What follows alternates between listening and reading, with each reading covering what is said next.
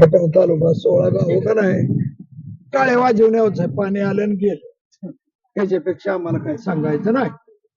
आता दोन्ही उमेदवार आहेत प्रभाकर घारगे आम्हाला बाकीचं काय सांगायला. आम्ही टाळे वाजवून हेच आता आमदार होता असं नाही, किंवा ह्याच्या पूर्वीच सुद्धा आम्ही 40 इलेक्शन अशावच गेली.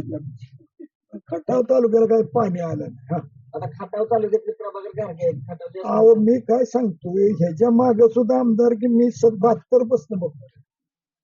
आता यांनाच आम्ही नाव ठेवतोय किंवा यांनाच असं म्हणतोय असं नाही, पण खटाव तालुक्याच्या वाटणीला हे आलेला. काय वाटते, काय परिस्थिती इकडं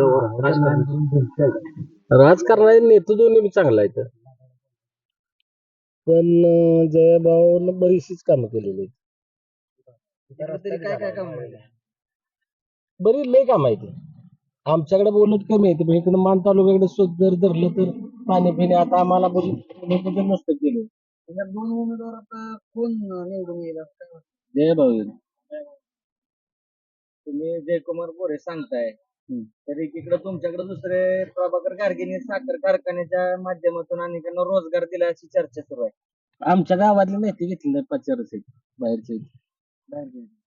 स्थानिकांना रोजगार मिळाला नाही असं तुम्ही म्हणताय. लावले पण मग आमच्या पोरांची चूक आहे, चोऱ्या कर ही कर ती कर अशीच लावलेत. मग आता जयकुमार गोरे म्हणतात की त्या काळात औद्योगिकीकरण करणार आहे, तर त्या माध्यमातून त्यांच्या माध्यमातून काय रोजगार मिळाला तुम्हाला काय? कुणाला पाणी मिळालं पाहिजे झालं ना, नंदन होईल नुसतं पाणी मिळालं. हे पाण्याचा दुष्काळ आहे, प्यायला सुद्धा पाणी नसतं. आम्ही आता सुद्धा काकवं घेऊन पितोय. आणि आता काय झाले, जी कारखान्याचा परिसर आहे त्यात त्याजोगं पाणी सुद्धा राहिलेलं नाही.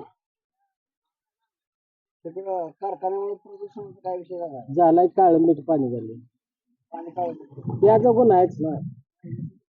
त्याच्यामुळे अहो अकवा पितोय, कोणाकोणाची बोर आहे का नाही, त्या बोर चालते. त्या बोरच्या पाण्यात काय जाणवतं का? त्यात नाही अजून जाणवत बोरच्या. त्याची पातळी खाली आहे ना. गोरे बंधू एक होत आहेत किंवा झालेले आहेत, त्यांनी शेखर गोरे म्हणतात की जयकुमार भाजपच्या उमेदवाराला मतदान करायचं आहे. काय सांगेल, काय परिस्थिती आहे दोघे शेखर गोऱ्याचं काय माहित नाही आपल्याला, शेखरच माहित नाही. निवडणूक आहे, येत्या 20 तारखेला मतदान आहे, काय सांगाल दोन्ही उमेदवार आहेत? दोन्ही उमेदवारात जयभाऊंनी पाण्याची योजना 1 नंबर केलेली आहे. आणि दुसरं बघता या पडळगाव मध्ये कारखाना उभा राहिल्यामुळं बऱ्याच जणांच्या हाताला काम मिळालेलं आहे.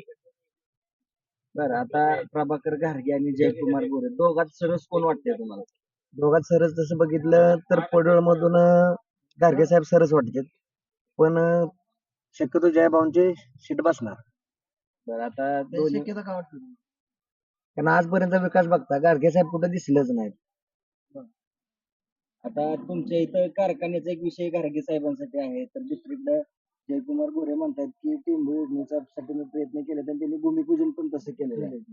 काय सांगा? त्यांनी केलेलं आहे भूमिपूजन, ही गाडगे साहेबांनीच केलेलं आहे.